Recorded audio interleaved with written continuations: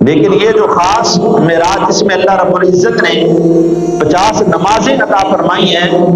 یہ رات جو ہے وہ 26 اور 27 رجب المرجب کی درمیانی رات ہے، جس میں اللہ تعالیٰ نے مسلمانوں پر احسان کرتے ہوئے حضور نبی کریم صلی اللہ علیہ وسلم کو 50 نمازوں کا عظیم تحفہ عطا فرمایا، اور پھر 50 سے التجا کے بعد، دعا کے بعد حضور نبی کریم صلی اللہ علیہ وسلم کے درخواست کرنے پر خالق کائنات نے ان کے اندر تخفیف فرما کر ان 50 نمازوں کو 5 کر دیا۔ اب ان 5 نمازوں کا بھی اجر و ثواب کیا ہے؟ اللہ رب العزت نے فرمایا محبوب جو بات رب کہہ دیتا ہے نا پھر اس کو بدلہ نہیں کرتا، فقط اس کی تعداد کے اندر کمی آئی ہے، ثواب کے اندر کمی نہیں آئی۔ اس کی تعداد کے اندر کمی کر رہا ہوں لیکن ثواب کے اندر کمی نہیں کر رہا کہ آپ کا امتی پڑھے گا 5، میں رب اس کو 50 کا ہی ثواب عطا فرماؤں گا۔ میں نے اپنی بات کو تبدیل نہیں کیا، تمہاری درخواست کو قبول ضرور کیا ہے۔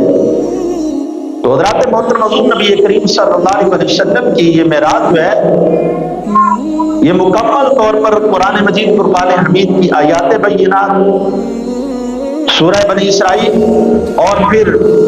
جو ہے وہ سورہ نجم کی آیات مقدسہ کے اندر جو ہے وہ موجود ہے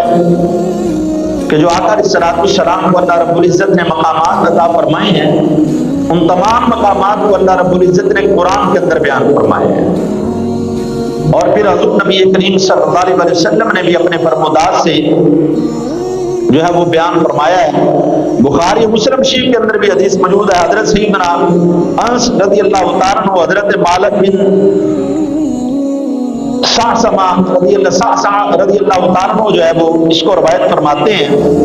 کہ نبی کریم صلی اللہ علیہ وسلم نے فرمایا کہ میں حتیم کعبہ کے اندر موجود تھا۔ یہ بخاری شریف کے اندر بھی حدیث موجود ہے اور مسلم شریف کے اندر بھی حدیث موجود ہے، متفق علیہ حدیث ہے کہ دونوں کی معتبر کتابوں کے اندر موجود ہے کہ آقا علیہ السلام فرماتے ہیں کہ میں حتیم کعبہ کے اندر موجود تھا۔ آپ فرماتے ہیں کہ میں اس وقت آرام کر رہا تھا، سویا ہوا تھا کہ اچانک رب کا فرشتہ میری بارگاہ میں حاضر ہوا۔ یا رسول اللہ آپ کس طرح آرام فرما تھے؟ تو آقا علیہ السلام نے پھر کئی مقامات میں اس کی وضاحت بھی ساتھ میں بیان فرمائی کہ مجھے میری امت کا غم رلا رہا تھا۔ ایک روایت کے اندر ہے کہ حضور علیہ السلام فرماتے ہیں حتیم کعبہ میں موجود تھا، اور ایک روایت میں ہے کہ حضرت ام ہانی کے گھر کے اندر موجود تھے۔